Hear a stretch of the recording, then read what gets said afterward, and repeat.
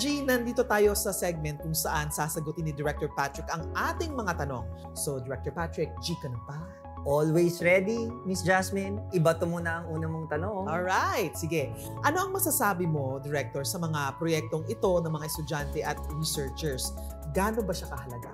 Napakahalaga nitong proyektong ito dahil kung titignan natin, batay sa pag-aaral, halos 80% ng gastos ng ating mga mangingisda ay galing sa gasolina.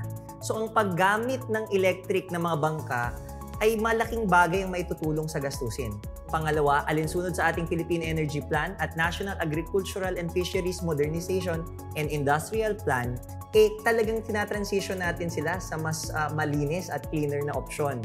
So, bawas ang gamit ng produktong petrolyo at pwede pang gamitin ng renewable energy galing sa kuryente. So, imagine mo kung 80% ng kanilang makakita ay napupunta lamang sa pagpapagasolina, that's 80% back to their pockets. Tama yun, Miss Jasmine. Kaya nga mahalaga sa atin na ma-convert or ma-shift ang kanilang paggastos sa renewable energy gamit ng elektrifikasyon. So, parang halos dodoble yung kita. Yun ang ating layon, Miss Jasmine. Yun ang maganda. Director, ito namang boat electrification ng mga UP students. Maganda to, no? Pero ang tanong, sustainable ba ito? Oo, may potential siyang maging sustainable dahil ang mga electric boat sa pangkalahatan ay may sapat na kakayahang gamitin na.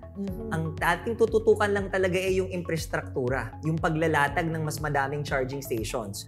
Uulitin natin, pag sila ay nag-switch sa electric na mga bangka, iwas na yung gastos sa gasolina. Meron pa tayong mga environmental benefits, walang polusyon, walang ingay, at nakakatulong sa energy security natin, Miss Jasmine. So speaking of electrification of boats, yung charging na banggit mo, Director, anong plano doon ng DOT? So ang plano natin ay maipagtulungan sa Department of Agriculture na yung mga lugar na kung nasaan yung ating mga mangingisda, maglagay tayo ng mga renewable energy on-site.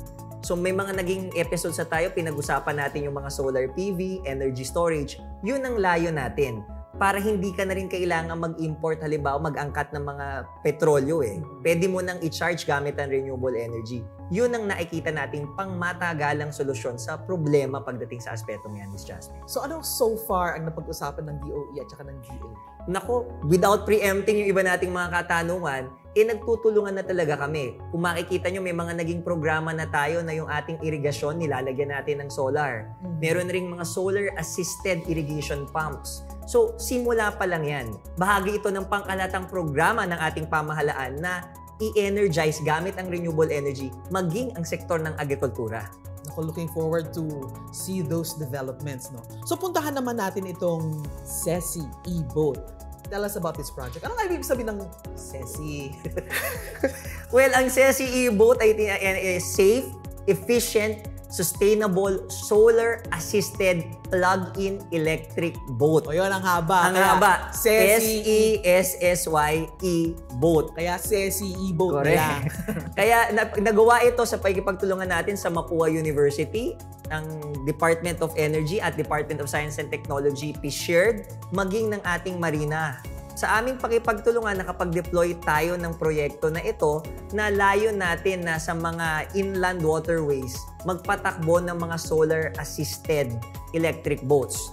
Ang mga solar-assisted electric boats na ito ay may kapasidad na 10 pasahero.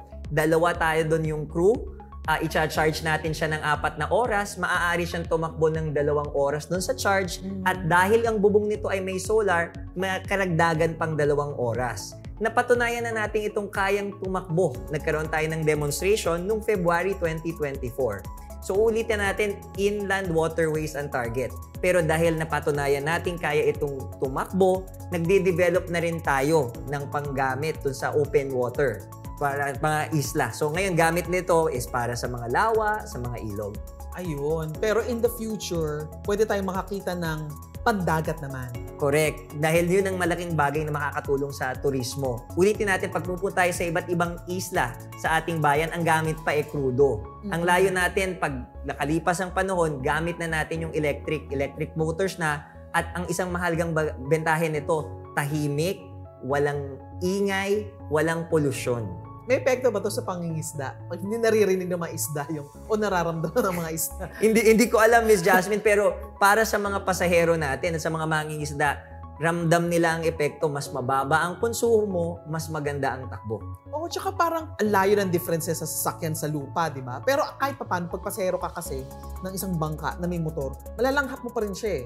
Naaamoy mo. Oo. That's pangkaraniwan nating experience yan. Yun nga ang maiiwasan pagka nag-shift na tayo gamit ang mga bangkang halimbawa ng SESI e-boat. Nasa anong status na ngayon ang SESI e-boat? So tapos na tayo sa demonstration at piloting. Ang layo na nga natin is scaling up. Yung ating existing SESI e-boat ay ginagamit na sa inland waterways sa Laguna. So meron na rin tayong charging station dyan, Miss Jaswis, mga ka-energy. At ang layo natin, gamitin pa ito sa mas madami pang lugar. So you're saying Laguna de Bay ito? Laguna de Bay, tama po. Okay. So mga ka-energy natin dyan, kung nandyan kayo sa may Laguna de Bay, tignan nyo yung mga yung mga e-boat dyan tsaka yung charging station, baka... Mukhang isa na dyan, gamit na natin ang SESI e-boat. Yes, and very educational pag nakita mo rin, no?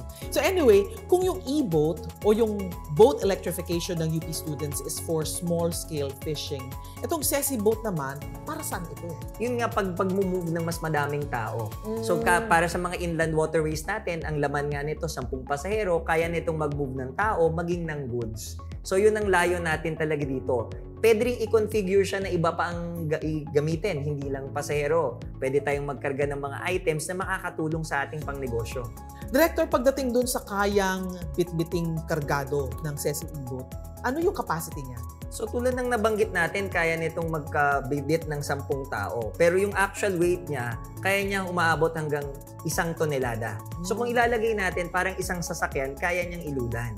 Pwede yun mapag-goods, mapasasakyan nga, kayang gali natin sa SESI e-boat. So Director, anong masasabi mo sa mga proyektong ito? How significant is this that they're pushing for green energy? Malaking bagay ang maitutulong talaga ng mga proyektong ito. Kung titignan nga natin yung mga datos natin, malaking pinagkukuhanan ng ating enerhiya, lalo na sa transportasyon, yung crudo. So pag tayo ay nag-electrify, mababawasan natin yung importation at mas importante, kaya nating patakbuhin to gamit ng renewable energy. Meron tayong hangin, meron tayong araw. So pag tayo ay nakapag-switch sa electric, mas efficient na siya, gamit ang renewable energy, may energy security pa ang ating bansa. Thank you so much, Director Patrick. At layag na layag ang mga sagot mo. Nabigyan linaw na naman ang mga katanungan namin. At sa ating episode ngayon, nakita natin ang husay ng mga kabataan natin dahil sa electric-powered propulsion system para sa mga bangka. At syempre, ang SESI e-boat na sana nakita na natin sa mga local tours sa karagatan. Muli, saludo kami sa inyong pagsulong sa proyektong kapaki-pakinabang dito sa Department of Energy. Patuloy namin kayong susuportahan. Maraming salamat mga ka-energy sa pagsama sa ating kwentuhan ngayon. Sana'y may napulot kayong kaalaman at inspirasyon. Pwede niyo po kaming mapanood itong episode na ito sa All TV News PH sa Facebook at YouTube at may replay din mamayang 9:30 PM sa All TV Channel 2. Hanggang sa muli, ako po si Jasmine Romero. At ako naman si Director Patrick Aquino ng Department of Energy. Hanggang sa susunod nating episode mga ka-energy, ito ang Basta Enerhiya, Sagot Kita!